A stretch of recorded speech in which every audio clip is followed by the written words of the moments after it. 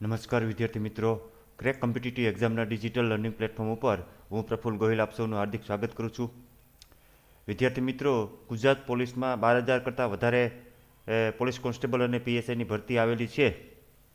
તો આ ભરતી છે તેમના પેપરના સિલેબસમાં જોઈએ તો બંધારણને ખૂબ જ મહત્ત્વ આપવામાં આવેલું છે. પોલીસ કોન્સ્ટેબલની ભરતી છે તેમાં બંધારણ છે તેને 30 માર્કનું વેઇટેજ આપવામાં આવેલું છે, જ્યારે પીએસઆઈની જે ભરતી છે તેમાં બંધારણને 25 માર્કનું વેઇટેજ આપવામાં આવેલું છે. એટલે આ ભરતી માટે બંધારણ ખૂબ જ અગત્યનો વિષય બની રહેવાનો છે. તો બંધારણમાં બધા જ વિદ્યાર્થીઓને ઉપયોગી થાય તેવા અગાઉની પરીક્ષામાં પૂછાયેલા અને હવે પછી પરીક્ષામાં પૂછાવાની ખૂબ જ વધારે સંભાવના ધરાવતા પ્રશ્નોની સિરીઝ આપણે શરૂ કરવા જઈ રહ્યા છીએ. તો તેમાં આપણે ભાગ 1માં આજે અગત્યના 50 પ્રશ્નો છે તેમની ચર્ચા કરશું. તો શરૂ કરીએ. આગળ વધતા પહેલાં આપ મારી સાથે અલગ અલગ સોશિયલ મીડિયાના માધ્યમથી જોડાઈ શકો છો. YouTube, Telegram channel, WhatsApp group, Instagram, Twitter અને ફેસબુક પેજની લિંક આ વિડીયોના ડિસ્ક્રિપ્શનમાં આપવામાં આવેલ છે. તે લિંકની મદદથી આપ મારી સાથે અલગ અલગ સોશિયલ મીડિયાના માધ્યમથી જોડાઈ શકો છો. તો શરૂ કરીએ બંધારણના ખૂબ જ અગત્યના એટલે કે મોસ્ટ આઈએમપી પ્રશ્નો. તો પહેલો પ્રશ્ન છે, મૂળભૂત ફરજોનો વિચાર કયા રાષ્ટ્રના બંધારણમાંથી લેવામાં આવ્યો છે? એટલે આપણા બંધારણમાં જે ફંડામેન્ટલ ડ્યુટીઝ એટલે કે મૂળભૂત ફરજો છે તે કયા દેશના બંધારણમાંથી લેવામાં આવેલ છે? તો આ મૂળભૂત ફરજોનો વિચાર છે તે રશિયાના બંધારણમાંથી લેવામાં આવેલો છે. આ મૂળભૂત ફરજો છે તે આપણા બંધારણના આર્ટિકલ 51A અંતર્ગત આપવામાં આવેલ છે. બીજો પ્રશ્ન છે, આઝાદી બાદ ભારતમાં સૌપ્રથમ લોકસભાની રચના ક્યારે કરવામાં આવેલી હતી? તો આપણો દેશ આઝાદ થયો 1947માં. 1947માં આઝાદ થયો ત્યારબાદ લગભગ 2 વર્ષ જેવો આપણે બંધારણ બનાવવા માટેનો સમય લાગેલો હતો અને ત્યારબાદ 1951માં આપણે ત્યાં પ્રથમ લોકસભાની ચૂંટણીઓ થયેલી હતી. એ ચૂંટણીના અંતે 1952માં સૌ પ્રથમ લોકસભાની રચના કરવામાં આવેલી હતી. પ્રશ્ન નંબર 3, બંધારણમાં કેટલા પ્રકારની કટોકટીની જોગવાઈ કરવામાં આવેલી છે? તો આપણું બંધારણ છે તેમાં 3 પ્રકારની કટોકટીની જોગવાઈ કરવામાં આવેલી છે. તેમાં એક છે બાહ્ય આક્રમણ વખતે કટોકટીની જોગવાઈ, બીજી છે આંતરિક અશાંતિ અને જે ગૃહયુદ્ધ જેવી સ્થિતિ હોય તે કટોકટી લાદવામાં આવે, એટલે કે આંતરિક અશાંતિ અથવા તો બાહ્ય આક્રમણ વખતે જે કટોકટી લાદવામાં આવે તે. બીજી કટોકટી છે તે રાજ્યમાં જે રાષ્ટ્રપતિ શાસન લાદવામાં આવે છે તે, અને ત્રીજી છે તે નાણાકીય કટોકટી છે. આ 3 પ્રકારની કટોકટીની જોગવાઈ આપણા બંધારણમાં કરવામાં આવેલી છે. પ્રશ્ન નંબર 4, બંધારણમાં સુધારો કરવા અંગેની જોગવાઈ કયા અનુચ્છેદમાં કરવામાં આવેલી છે? તો આપણું બંધારણ છે તેમાં આર્ટિકલ 368 અંતર્ગત બંધારણમાં સુધારો કરવાની જોગવાઈ કરવામાં આવેલી છે. પ્રશ્ન નંબર 5, ભારતની સંસદમાં કોનો સમાવેશ થાય છે? સંસદ એટલે કે પાર્લામેન્ટ. એટલે આપણે લોકસભા છે તેમને જ સંસદ સમજતા હોઈએ છીએ, પરંતુ તે ખોટું છે. કારણ કે સંસદ છે તેમાં 3 વસ્તુનો સમાવેશ થાય છે. રાષ્ટ્રપતિ, લોકસભા અને રાજ્યસભા આ ત્રણેયનો સમાવેશ થાય ત્યારે સંસદ બને છે. એટલે સંસદને આપણે પાર્લામેન્ટ કહેતા હોઈએ છીએ. એટલે આ રાષ્ટ્રપતિ, લોકસભા અને રાજ્યસભાનો ત્રણેયનો સમાવેશ થાય અને ત્યારબાદ સંસદ બને છે. રાજ્યસભાનું વિસર્જન કોણ કરે છે? તો વિદ્યાર્થી મિત્રો, રાજ્યસભાનું વિસર્જન થઈ શકતું નથી. રાજ્યસભા છે તે કાયમી ગૃહ છે અને તેમના 2/3 સભ્યો છે તે દર વર્ષે 1/3 સભ્યો છે તે દર 2 વર્ષે રિટાયર થાય છે અને તેની જગ્યાએ એટલા જ નવા સભ્યો છે તેમની ચૂંટણી કરવામાં આવે છે. એટલે રાજ્યસભા છે તે કાયમી ગૃહ છે અને તેનું વિસર્જન થઈ શકતું નથી. પ્રશ્ન નંબર 7, 73મો બંધારણીય સુધારો કઈ બાબતને લગતો છે? તો 73મો બંધારણીય સુધારો છે તે પંચાયતી રાજ સંસ્થાઓને લગતો છે. એટલે 73મો બંધારણ સુધારા દ્વારા આપણે ત્યાં જે સ્થાનિક સ્વરાજની સંસ્થાઓ છે તેમને બંધારણીય દરજ્જો આપવામાં આવેલો હતો. સ્થાનિક સ્વરાજની સંસ્થા છે તેમાં ગ્રામ પંચાયત, તાલુકા પંચાયત, જિલ્લા પંચાયત, નગરપાલિકા અને મહાનગરપાલિકાનો સમાવેશ થાય છે.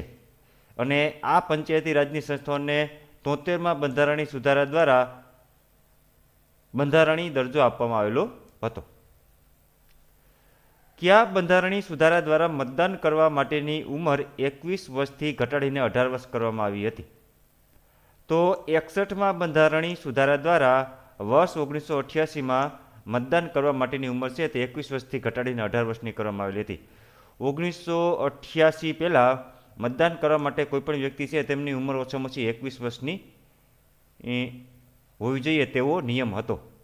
પણ 1988માં આ નિયમ ચેન્જ કરવામાં આવ્યો. 1988માં રાજીવ ગાંધીની સરકાર હતી, તેઓ વડાપ્રધાન હતા અને તેમણે યુવાઓ માટે અનેક યોજનાઓ લાગુ કરેલી હતી. તો યુવાનોના મત પોતાને મળે એટલા માટે તેમણે બંધારણમાં સુધારો કરી અને 21 વર્ષની ઉંમર હતી તે ઘટાડીને 18 વર્ષ કરેલી હતી. એટલે 61મા બંધારણીય સુધારા દ્વારા આ ઉંમરમાં ઘટાડો કરવામાં આવેલો હતો. ત્યાર પછીનો પ્રશ્ન, 9મો પ્રશ્ન. ભારતમાં કેટલા રાજ્યોમાં દ્વિગૃહી વિધાનમંડળ ધરાવે છે? એટલે આપણે ત્યાં કેન્દ્ર સરકારમાં લોકસભા અને રાજ્યસભા એવા 2 ગૃહ છે. તો તેવી જ રીતે રાજ્ય સ્તરે પણ અમુક રાજ્યો છે જ્યાં 2 ગૃહો આવેલા છે. 2 ગૃહો છે તેમને એકને વિધાનસભા અને બીજાને વિધાન પરિષદ તરીકે ઓળખવામાં આવે છે.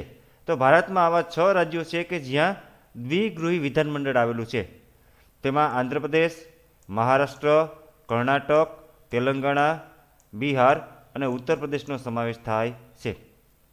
આ સિવાય જમ્મુ અને કાશ્મીરમાં પણ દ્વિગૃહી વિધાનમંડળ હતું, પરંતુ જ્યારે આર્ટિકલ 370 હટાવવામાં આવી અને જમ્મુ કાશ્મીર રાજ્ય છે એનું વિભાજન કરવામાં આવેલું, એટલે હવે ભારતમાં 6 રાજ્યો એવા છે કે જ્યાં દ્વિગૃહી વિધાનમંડળ છે. પ્રશ્ન નંબર 10. નાણાં પંચની રચના કોણ કરે છે? તો આપણા રાષ્ટ્રપતિ છે તે નાણાં પંચની રચના કરે છે. પ્રશ્ન નંબર 11. કેન્દ્ર સરકારના બંધારણીય વડા કોણ હોય છે? તો આપણે ત્યાં સૌથી મોટા બંધારણીય વડા છે તે રાષ્ટ્રપતિ છે. પ્રશ્ન નંબર 12. સર્વોચ્ચ અદાલતના ન્યાયાધીશોની નિમણૂક કોણ કરે છે? તો આપણે ત્યાં જે સુપ્રીમ કોર્ટના જસ્ટિસ હોય છે તેમની નિમણૂક છે તે રાષ્ટ્રપતિ દ્વારા કરવામાં આવે છે. પ્રશ્ન નંબર 13. ભારતના બંધારણનું આમુખ કોણે તૈયાર કર્યું હતું? તો આપણા બંધારણનું આમુખ છે તે આપણા પ્રથમ વડાપ્રધાન છે માનનીય જવાહરલાલ નહેરુ, તેમણે તૈયાર કરેલું હતું. બંધારણનો આમુખ છે તે અમે ભારતના લોકો ત્યાંથી શરૂઆત થઈ છે, જે તે બંધારણનું આમુખ છે અને તેમની જવાહરલાલ નહેરુએ તૈયાર કરેલું હતું. બંધારણ સભાના અધ્યક્ષ કોણ હતા? તો આપણો દેશ 1947માં આઝાદ થયો ત્યારે અંગ્રેજોના કાયદાથી દેશ ચાલતો હતો, પરંતુ આઝાદી બાદ ભારતના પોતાના લોકોને પોતાનું બંધારણ હોય એવું જે તે વખતના જે સ્વાતંત્ર્ય સેનાનીઓ હતા અને જે ભારતના નેતાઓ હતા તેમને પોતાનું બંધારણ તૈયાર કરવા માટે એક બંધારણ સભાની રચના કરેલી હતી અને આ બંધારણ સભાના અધ્યક્ષ છે તે ડૉક્ટર રાજેન્દ્ર પ્રસાદ હતા, જેઓ પાછળથી આપણા પ્રથમ રાષ્ટ્રપતિ પણ બનેલા હતા. પ્રશ્ન નંબર 15. મૂળભૂત અધિકારોની જોગવાઈ બંધારણના કયા ભાગમાં કરવામાં આવી છે? તો બંધારણના ભાગ 3માં મૂળભૂત અધિકારોની જોગવાઈ કરવામાં આવી છે. ભાગ 3માં પણ આર્ટિકલ 12 થી 35 સુધીના જે અનુચ્છેદ છે તેમાં મૂળભૂત અધિકારો એટલે કે ફંડામેન્ટલ રાઇટ્સની જોગવાઈ કરવામાં આવેલી છે. સંપૂર્ણ બંધારણ ક્યારથી લાગુ થયું હતું? તો આપણે ત્યાં જે નવું બંધારણ બનાવવામાં આવેલું હતું તે સંપૂર્ણ બંધારણ 26મી જાન્યુઆરી 1950ના રોજ લાગુ થયું હતું. આપણી બંધારણ સભા છે તેમણે 26મી નવેમ્બર 1949ના રોજ બંધારણ સ્વીકારેલું હતું, પણ બંધારણ ત્યારથી લાગુ કરવામાં આવેલું નહોતું. અમુક જોગવાઈઓ છે તે લાગુ કરવામાં આવેલી હતી. સંપૂર્ણ બંધારણ છે તે 26મી જાન્યુઆરી 1950થી લાગુ કરવામાં આવેલું હતું. એટલે જ આપણે 26મી જાન્યુઆરી છે તેમને પ્રજાસત્તાક દિન તરીકે ઉજવીએ છીએ. પ્રશ્ન નંબર 17. બંધારણ સભાએ બંધારણ ક્યારે સ્વીકાર્યું હતું? તો 26મી નવેમ્બર 1949ના રોજ સ્વીકારેલું હતું અને તે લાગુ ક્યારે થયું હતું? તો લાગુ 26મી જાન્યુઆરી 1950ના રોજ થયેલું હતું. ભારતના પ્રથમ નાગરિક કોણ ગણાય છે? તો આપણા રાષ્ટ્રપતિ છે તે સર્વોચ્ચ હોદ્દો છે અને રાષ્ટ્રપતિને ભારતના પ્રથમ નાગરિક ગણવામાં આવે છે. પ્રશ્ન નંબર 19, કયા બંધારણીય સુધારા દ્વારા આમુખમાં સુધારો કરવામાં આવ્યો હતો? તો 42મા બંધારણીય સુધારા દ્વારા આમુખમાં સુધારો કરવામાં આવેલો હતો. આ 72મો બંધારણીય સુધારો છે તેમને મિની કોન્સ્ટિટ્યુશન એટલે કે મિની બંધારણ તરીકે ઓળખવામાં આવે છે અને આ 42મા બંધારણીય સુધારો ઇન્દિરા ગાંધીની સરકારે 1976માં કરેલો હતો. આ 42મા બંધારણીય સુધારા દ્વારા બંધારણનો જે આમુખ છે તેમાં 4 શબ્દો ઉમેરવામાં આવેલા હતા. પ્રશ્ન નંબર 20, રાષ્ટ્રપતિ પોતાનું રાજીનામું કોને આપે છે? તો રાષ્ટ્રપતિ પોતાનું રાજીનામું છે તે ઉપરાષ્ટ્રપતિને આપે છે અને ઉપરાષ્ટ્રપતિ પોતાનું રાજીનામું રાષ્ટ્રપતિને આપે છે. પ્રશ્ન નંબર 21, અસ્પૃશ્યતા નાબૂદી અંગેની જોગવાઈ કયા અનુચ્છેદમાં કરવામાં આવેલ છે? તો આર્ટિકલ 17 છે તેમાં અસ્પૃશ્યતા નાબૂદીની જોગવાઈ કરવામાં આવેલી છે. લોકસભાની મહત્તમ સભ્ય સંખ્યા કેટલી છે? તો લોકસભાની મહત્તમ સભ્ય સંખ્યા છે તે 552 છે. પ્રશ્ન નંબર 23, ભાષાવાર રાજ્યોનું ગઠન ક્યારે કરવામાં આવ્યું હતું? તો આપણે તે ઈસવીસન 1956માં ભાષાવાર રાજ્યોનું પુનર્ગઠન કરવામાં આવેલું હતું. પ્રશ્ન નંબર 24, બંધારણ માન્ય ભાષાઓ કેટલી છે? તો આપણે બંધારણમાં 8મી અનુસૂચિમાં 22 ભાષાઓ છે એ તેમનો બંધારણ માન્ય ભાષામાં સમાવેશ કરવામાં આવેલો છે. એટલે 22 ભાષાઓ છે તે બંધારણ માન્ય ભાષાઓ છે. ત્યાર પછીનો પ્રશ્ન નંબર 25, કેટલા વર્ષ સુધીના બાળકોને મફત અને ફરજિયાત શિક્ષણનો હક આપવામાં આવેલો છે? તો આપણે ત્યાં 6 થી 14 વર્ષ સુધીના બાળકોને મફત અને ફરજિયાત શિક્ષણનો મૂળભૂત હક આપવામાં આવેલો છે, એટલે કે ફંડામેન્ટલ રાઇટ આપવામાં આવેલો છે. પ્રશ્ન નંબર 26, રાજ્યમાં રાજ્યપાલોની નિમણૂક કોણ કરે છે? તો રાષ્ટ્રપતિ છે તે રાજ્યપાલોની નિમણૂક કરે છે. પ્રશ્ન નંબર 27, મૂળભૂત અધિકારના અમલ માટે રીટ અંગેની જોગવાઈ કયા અનુચ્છેદમાં કરવામાં આવી છે? તો આર્ટિકલ 32 છે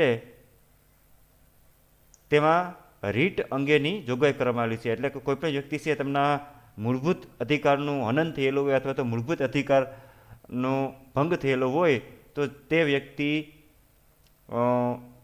સીધી જ રીતે હાઈકોર્ટમાં અથવા તો સુપ્રીમ કોર્ટમાં મૂળભૂત અધિકારોના પાલન માટે રીટ કરી શકે છે અને આ જોગવાઈ બંધારણના આર્ટિકલ 32માં કરવામાં આવેલી છે. પ્રશ્ન નંબર 28, ભારતીય સૈન્યના 3 પાંખના સર્વોચ્ચ વડા કોણ હોય છે? તો ભારતીય સૈન્યના સર્વોચ્ચ પાંખના જે 3 પાંખ છે એટલે કે નેવી, એરફોર્સ અને આર્મી, આ 3 પાંખના સર્વોચ્ચ વડા છે તેમના વડા હોય છે રાષ્ટ્રપતિ. પ્રશ્ન નંબર 29, ભારતના સૌપ્રથમ રાષ્ટ્રપતિ કોણ હતા? તો ડૉક્ટર રાજેન્દ્ર પ્રસાદ છે તે આપણા સર્વપ્રથમ રાષ્ટ્રપતિ હતા. નાણાં પંચમાં અધ્યક્ષ સિવાય બીજા કેટલા સભ્યો હોય છે? તો નાણાં પંચમાં અધ્યક્ષ સિવાય બીજા 4 સભ્યો હોય છે, એટલે કે કુલ 5 વ્યક્તિઓનું નાણાં પંચ બનેલું હોય છે. તેમાં 1 વ્યક્તિ અધ્યક્ષ હોય છે અને બીજા 4 સભ્યો હોય છે. પ્રશ્ન નંબર 31, આપણું રાષ્ટ્રીય ચિહ્ન શેમાંથી લેવામાં આવેલું છે? તો સારનાથનો જે અશોક સ્તંભ છે તેમાંથી આપણું રાષ્ટ્રીય ચિહ્ન છે તે લેવામાં આવેલું છે. તે 4 સિંહોની જે આકૃતિ છે તે આપણું રાષ્ટ્રીય ચિહ્ન છે અને તે સારનાથના અશોક સ્તંભમાંથી લેવામાં આવેલું છે. પ્રશ્ન નંબર 32, સર્વોચ્ચ અદાલતના ન્યાયાધીશોની નિવૃત્તિ વયમર્યાદા કેટલી હોય છે? તો સર્વોચ્ચ અદાલતના ન્યાયાધીશો છે તેમની નિવૃત્તિ વયમર્યાદા 65 વર્ષ હોય છે. એટલે કે આ સુપ્રીમ કોર્ટની વાત કરે છે. સુપ્રીમ કોર્ટના જે ન્યાયાધીશો હોય તેમની નિવૃત્તિ વયમર્યાદા 65 વર્ષ છે, જ્યારે હાઈકોર્ટમાં નિવૃત્તિ વયમર્યાદા 62 હોય છે. પ્રશ્ન નંબર 33, રાષ્ટ્રપતિ વધુમાં વધુ કેટલા એંગ્લો ઇન્ડિયન સભ્યોની નિમણૂક કરી શકે છે? તો રાષ્ટ્રપતિ લોકસભામાં વધુમાં વધુ 2 એંગ્લો ઇન્ડિયન સભ્યો છે તેમની નિમણૂક કરી શકે છે. એંગ્લો ઇન્ડિયન સભ્યો એટલે એવા સભ્યો કે જેમાંથી કોઈ વ્યક્તિ છે તેમનો માતા અથવા તો પિતા કોઈ એક વ્યક્તિ છે તે અંગ્રેજ અથવા તો ઇંગ્લિશ મૂળના હોય. એટલે આવા જે લોકો હોય છે તેમને એંગ્લો ઇન્ડિયન સમુદાયના લોકો કહે છે. અને તેમનું પ્રતિનિધિત્વ સંસદમાં જળવાઈ રહે એટલા માટે રાષ્ટ્રપતિ વધુમાં વધુ 2 એંગ્લો ઇન્ડિયન સભ્યોની લોકસભામાં નિમણૂક કરી શકે છે. લોકસભાના પ્રથમ સ્પીકર કોણ હતા? તો જીવી માવડંકર છે, ગણેશ વાસુદેવ માવડંકર, તેઓ લોકસભાના પ્રથમ સ્પીકર હતા. પ્રશ્ન નંબર 35, બંધારણીય ઇલાજોનો અધિકાર કયા અનુચ્છેદમાં આપવામાં આવેલો છે? તો બંધારણીય ઇલાજોનો અધિકાર આર્ટિકલ 32માં આપવામાં આવેલો છે. આ આર્ટિકલ 32 અંગે આપણે હાઈકોર્ટમાં અથવા તો સુપ્રીમ કોર્ટમાં રીટ કરી શકીએ છીએ. પંચાયતી રાજ સંસ્થાઓમાં ઉમેદવારી કરવા માટે ઓછામાં ઓછી કેટલી ઉંમર હોવી જોઈએ? તો પંચાયતી રાજ સંસ્થાઓમાં ઉમેદવારી કરવા માટે ઓછામાં ઓછી 21 વર્ષની ઉંમર હોવી જોઈએ. એટલે ગ્રામ પંચાયત, તાલુકા પંચાયત અને જિલ્લા પંચાયત છે, તે સિવાય નગરપાલિકા અને મહાનગરપાલિકામાં તેમાં જો કોઈ વ્યક્તિએ સભ્ય બનવું હોય તો ઉમેદવારી કરવા માટે તેમની ઓછામાં ઓછી ઉંમર છે તે 21 વર્ષની હોવી જોઈએ. ત્યાર પછીનો પ્રશ્ન છે, કયા બંધારણીય સુધારા દ્વારા મિલકતનો મૂળભૂત અધિકાર દૂર કરવામાં આવ્યો હતો? તો 44માં બંધારણીય સુધારા દ્વારા મિલકતનો અધિકાર છે તે દૂર કરવામાં આવેલો હતો. કોઈપણ વ્યક્તિ મિલકત ધરાવે તે તેનો મૂળભૂત અધિકાર હતો, પણ તેને લીધે જે સરકારે લોકોપયોગી જે યોજનાઓ લાગુ કરવામાં મુશ્કેલી થતી હતી એટલે 1978માં મોરારજી દેસાઈની સરકારે 44માં બંધારણીય સુધારા દ્વારા મિલકતનો મૂળભૂત અધિકાર દૂર કરી અને તેને બંધારણીય અધિકાર, કાનૂની અધિકાર બનાવવામાં આવેલો હતો. પ્રશ્ન નંબર 38, રાજ્યનીતિના માર્ગદર્શક સિદ્ધાંતો બંધારણના કયા ભાગમાં આપવામાં આવેલા છે? તો રાજનીતિના માર્ગદર્શક સિદ્ધાંતો છે તે બંધારણના ભાગ 4માં અનુચ્છેદ 36 થી 51 અંતર્ગત આપવામાં આવેલા છે. Directive principal of state policy, જેને ટૂંકમાં DPSP તરીકે ઓળખવામાં આવે છે. Directive principal of state policy એટલે કે રાજ્ય નીતિના માર્ગદર્શક સિદ્ધાંતો, DPSP તરીકે તેને ઓળખવામાં આવે છે અને તેની જોગવાઈ અનુચ્છેદ 36 થી 51માં કરવામાં આવેલી છે. પ્રશ્ન નંબર 39, રાજ્યસભાના સભ્યોની સંખ્યા કેટલી હોય છે? તો રાજ્યસભાના સભ્યોની સંખ્યા 250 હોય છે. રાજ્યસભાના સૌપ્રથમ સભાપતિ કોણ હતા? તો રાજ્યસભાના સૌપ્રથમ સભાપતિ ડૉક્ટર સર્વપલ્લી રાધાકૃષ્ણન હતા. હવે ઉપરાષ્ટ્રપતિ છે તે હોદ્દાની રૂએ રાજ્યસભાના સભ્ય ઉપરાષ્ટ્રપતિ હોદ્દાની રૂએ રાજ્યસભાના સભાપતિ હોય છે, એટલે કે ચેરમેન હોય છે. તો આપણા પ્રથમ ઉપરાષ્ટ્રપતિ ડૉક્ટર સર્વપલ્લી રાધાકૃષ્ણન હતા, એટલે તેઓ રાજ્યસભાના પણ પ્રથમ સભાપતિ હતા. પ્રશ્ન નંબર 41, રાજ્ય યાદીમાં સમાવિષ્ટ વિષયો અંગે કાયદો ઘડવાની સત્તા કોની પાસે હોય છે? તો આપણે ત્યાં જે એક સત્તાનું કેન્દ્ર સરકાર અને રાજ્ય સરકાર વચ્ચે વિભાજન કરવામાં આવેલું છે, તેમાં કયા વિષય અંગે રાજ્ય સરકાર કાયદાઓ બનાવી શકે અને કયા વિષય ઉપર કેન્દ્ર સરકાર કાયદા બનાવી શકે એમનું સ્પષ્ટ વિભાજન કરવામાં આવેલું છે. એ માટે બંધારણમાં 3 યાદીઓ તૈયાર કરવામાં આવેલી છે: કેન્દ્ર યાદી, રાજ્ય યાદી અને સંયુક્ત યાદી. તો તેમાં રાજ્ય યાદીમાં જે વિષયો સમાવિષ્ટ હોય તે અંગે રાજ્યની વિધાનસભા છે તે કાયદો ઘડી શકે છે. પ્રશ્ન નંબર 42, ભારતનું બંધારણ ઘડવા માટેની ખરડા સમિતિની અધ્યક્ષ કોણ હતા? તો ખરડા સમિતિ છે એટલે કે ડ્રાફ્ટિંગ કમિટી, તેમના ચેરમેન છે તે ડૉક્ટર બાબા સાહેબ ભીમરાવ આંબેડકર હતા. પ્રશ્ન નંબર 43, સર્વોચ્ચ અદાલત પાસે કાયદાકીય સલાહ કોણ માગી શકે છે? તો રાષ્ટ્રપતિને કોઈ પણ બાબત વિશે કાયદાકીય સલાહની જરૂર હોય તો સુપ્રીમ કોર્ટ પાસેથી કાયદાકીય સલાહ માગી શકે છે. આ અંગે અનુચ્છેદ 143માં જોગવાઈ કરવામાં આવેલી છે કે રાષ્ટ્રપતિ સુપ્રીમ કોર્ટ પાસેથી સલાહ માંગી શકે છે. પ્રશ્ન નંબર 44, રાષ્ટ્રપતિ વિરુદ્ધ મહાભિયોગની પ્રક્રિયાની જોગવાઈ બંધારણના કયા અનુચ્છેદમાં કરવામાં આવેલી છે? એટલે જો રાષ્ટ્રપતિ છે તેમને પોતાના હોદ્દા ઉપરથી દૂર કરવા હોય તો સંસદમાં મહાભિયોગની પ્રક્રિયા એટલે કે ઇમ્પીચમેન્ટની પ્રક્રિયા હાથ ધરવી પડે અને તેની જોગવાઈ અનુચ્છેદ 61માં કરવામાં આવેલી છે. પ્રશ્ન નંબર 45, રાજ્ય ચૂંટણી પંચની જોગવાઈ બંધારણના કયા અનુચ્છેદમાં કરવામાં આવેલ છે? તો રાજ્ય ચૂંટણી પંચની જોગવાઈ બંધારણના આર્ટિકલ 243Kમાં કરવામાં આવેલી છે. રાજ્ય ચૂંટણી પંચ છે તે સ્થાનિક સ્વરાજની સંસ્થાઓની ચૂંટણીઓ કરવા માટે જવાબદાર હોય છે. જે આપણું કેન્દ્રનું ચૂંટણી પંચ છે તે અલગ વસ્તુ છે. કેન્દ્રનું ચૂંટણી પંચ છે તે વિધાનસભાની, રાજ્યસભાની અને લોકસભાની અને રાષ્ટ્રપતિની ચૂંટણી કરાવે છે, જ્યારે રાજ્ય ચૂંટણી પંચ છે તે સ્થાનિક સ્વરાજની ચૂંટણીઓ કરાવે છે. એટલે આ રાજ્ય સૂચિબદ્ધ એટલે કે સ્ટેટ ઇલેક્શન કમિશન છે તેમની જોગવાઈ અનુચ્છેદ 243 કેમાં કરવામાં આવેલી છે? ભારતીય બંધારણની જોગવાઈ અનુસાર કેટલી ઉંમરથી ઓછી ઉંમરના કોઈપણ બાળકને કોઈ કારખાના કે જોખમ ભરેલા કામે રાખી શકાય નહીં. તો બંધારણમાં એવી જોગવાઈ કરવામાં આવેલી છે કે 14 વર્ષથી નીચેના બાળકો હોય તેમને કોઈપણ જોખમ ભરેલા કામે રાખી શકાય નહીં અથવા તો કારખાનામાં રાખી શકાય નહીં. પ્રશ્ન નંબર 47. હાલમાં ગુજરાત રાજ્ય ચૂંટણી પંચના કમિશનર કોણ છે? તો સંજય પ્રસાદ છે તેઓ ગુજરાત રાજ્ય ચૂંટણી પંચના કમિશનર છે. કોઈપણ વિધેયક નાણાં વિધેયક છે કે કેમ તે અંગેનો આખરી નિર્ણય કોણ લે છે? તો લોકસભાના અધ્યક્ષ છે તે નક્કી કરે છે કે જે સંસદમાં જે બિલ રજૂ થયેલું છે તે નાણાં બિલ છે એટલે કે મની બિલ છે કે બીજું છે, તો તે અંગેનો આખરી નિર્ણય છે તે લોકસભાના અધ્યક્ષ કરે છે. પ્રશ્ન નંબર 49. સમાન નાગરિક ધારો એટલે કે યુનિફોર્મ સિવિલ કોડની જોગવાઈ બંધારણના કયા અનુચ્છેદમાં કરવામાં આવી છે? આ ખૂબ જ અગત્યનો પ્રશ્ન છે અને અત્યારે યુનિફોર્મ સિવિલ કોડનો મુદ્દો છે તે રાષ્ટ્રીય લેવલે ખૂબ જ ચર્ચામાં છે.